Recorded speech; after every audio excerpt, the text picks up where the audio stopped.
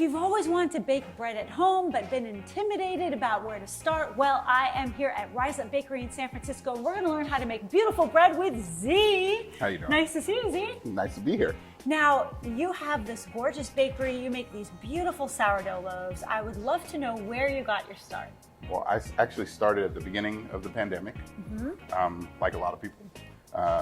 We were cut off from all of our kind of community, and so we had a text thread. We were texting quarantine meals back and forth, and then quarantine meals turned into recipes, and recipes turned into, I'm gonna bake sourdough. I started just kind of taking photos, and then people started asking me to purchase it, and then I went from there and was kind of like, okay, well, you know, I'll sell one, I'll sell two, I'll make you a couple, I'll give you one.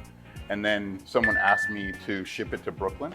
Whoa. And I had been documenting my journey and like taking photos of the loaves, and then next thing you know, I took a photo of that, said I can't believe people are paying me to send them bread. To the other side of the country. And then the next morning I had like 60 loaves sold, where people were like, what, you're shipping it? I'll buy some. And then it just kind of That's it. spiraled. And here you are. What an inspiring story. So I feel fortunate to learn from you now, because I'm pretty much a beginner at baking bread. And I would love to know, what are some basics for people to get started at home, because they're not going to know how to make these artisanal loaves, but they want to get started and learn how to make a really nice loaf of bread at home. So what do you think? The no need focaccia that we're going to make today is really how to start and enjoy and hopefully get a W on the board. We always start with our water first. Okay.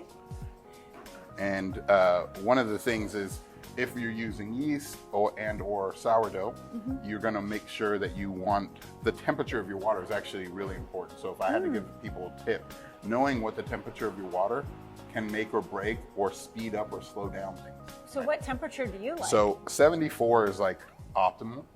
We're going to have 320 grams of water. So important thing that bakers do is to use a scale, a food scale, not Absolutely. just measuring cups. Measuring cups aren't as accurate as a food scale. We're going to add our 400 grams of flour. And this is just, we have fancy flour that we have kind of made for us. I saw that, yeah. But what kind of flour should people at home be looking for? Well, for this one, you want a bread flour, because the bread flour has a higher protein content. Okay. Before we go too far, we're going to want to make sure that we put our salt and our yeast. So you're not using your hands, you're just stirring it with a spatula. Yeah, I'm just using, so some people really like to get their hands in there. Yeah. My mama didn't like when I got dirty, so I'm tending not. We're gonna cover that up. This, we're gonna let rest for a half an hour. Okay. So we're gonna get it all together. We're gonna put over like a kind of like a towel, a damp towel over the top, just to stop it from the water from evaporating and it drying out. Sure. And then we're just gonna cover it. You could also do it sometimes where you take this and just flip it over the top. Easy.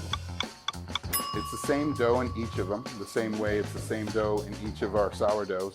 I've got garlic and thyme with like garlic olive oil.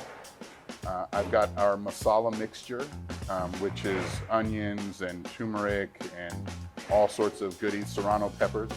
And I kind of dimpled that in, and then I have an everything seasoning topped with a little bit of Maldon salt. Z's popular sourdough loaves have unconventional flavors like K-pop with black sesame, red chili and scallions, a masala loaf with turmeric curry and jalapeno, and everything but the bagel loaf, a beautiful purple ube loaf, and of course, classic sourdough.